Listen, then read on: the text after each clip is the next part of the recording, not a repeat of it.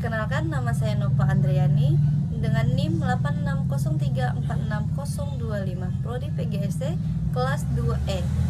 Baiklah, sebelum di sini saya akan menjelaskan sedikit tentang ilmu pelajaran filsafat.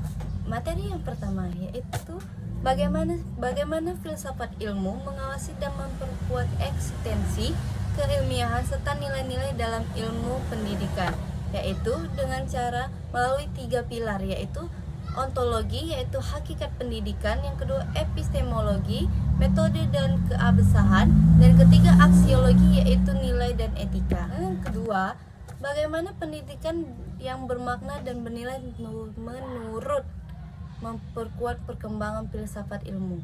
Baiklah, dengan cara menumbuhkan sikap kritis, membentuk paradigma berpikir dan memastikan ilmu pengetahuan tidak terlepas dari etika kemanusiaan. Dan yang ketiga yaitu mengapa filsafat ilmu dapat disebut dengan sebagai pisau analisis ontologi, epistemologi, dan aksiologi. Karena menyediakan kerangka kerja komprehensif, yaitu seperti ontologi, yaitu untuk melihat hakikat atau objek pendidikan. Yang kedua, epistemologi untuk menguji metode atau kebenaran,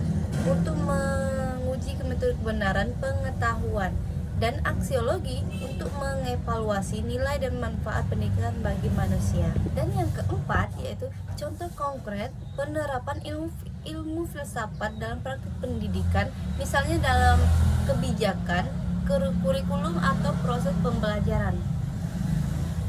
Yang pertama, dalam kebijakan dan pengembangan kurikulum, yaitu yang pertama menentukan arah dan tujuan atau aksiologi. Yang kedua, pemilihan materi dan beban belajar atau epistemologi.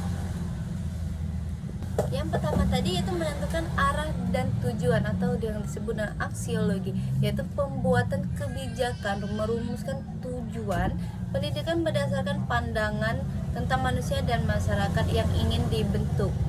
Misalnya penerapan kurikulum merdeka, mencerminkan pandangan filosofis, progresisme dan humanisme, di mana tujuan pendidikan adalah memanusiakan manusia, memberikan kemandirian, dan mengembangkan potensi individu secara holistik.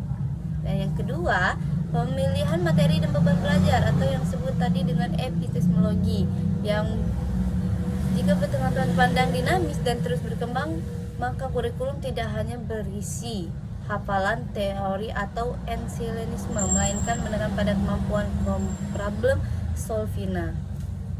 Yang kedua, dalam proses pembelajaran di kelas, yaitu yang satu, metode pembelajaran berbasis inquiry atau epistemologi, yaitu menerapkan cabang ilmu epistemologi untuk mendorong siswa berpikir kreatif, reflektif, dan memahami cara kerja pengetahuan.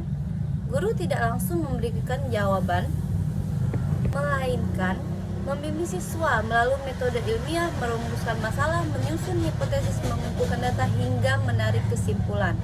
Yang kedua, pembelajaran berpusat pada siswa atau ontologi dan aksiologi, memandang peserta didik bukan sebagai tabung kosong yang hanya menerima informasi dari guru, melainkan subjek aktif yang memiliki potensi dan keunikan. Mungkin itu saja yang saya dapat sampaikan. Bila ada kata yang salah atau kekurangan kata, saya mohon maaf. Kepada Allah saya mohon ampun. Saya akhiri. Wassalamualaikum warahmatullahi wabarakatuh.